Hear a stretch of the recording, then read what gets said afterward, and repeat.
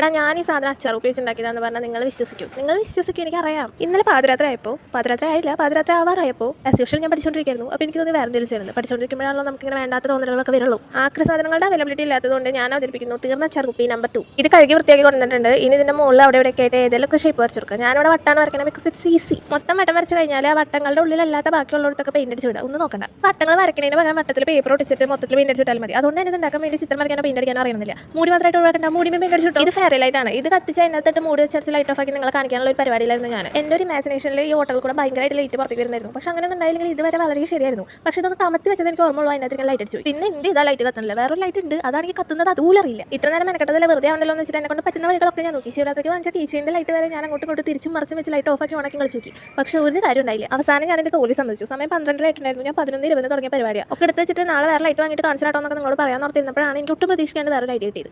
എന്താണ് ഐഡിയ, എവിടെയാണ് ലൈറ്റ് എന്നൊക്കെ ഞാൻ അടുത്ത വീഡിയോയിൽ പറയാം കേട്ടോ. നിങ്ങൾക്ക് എന്തെങ്കിലും ഗസസ് ഉണ്ടെങ്കിൽ പറയൂ. സമയം എന്തായാലും 12:45 ആയിട്ടുണ്ടായിരുന്നു. അപ്പോൾ ഞാൻ പോയി കിടന്നുറങ്ങി. നമുക്ക് അടുത്ത വീഡിയോ കാണാം. Okay, by.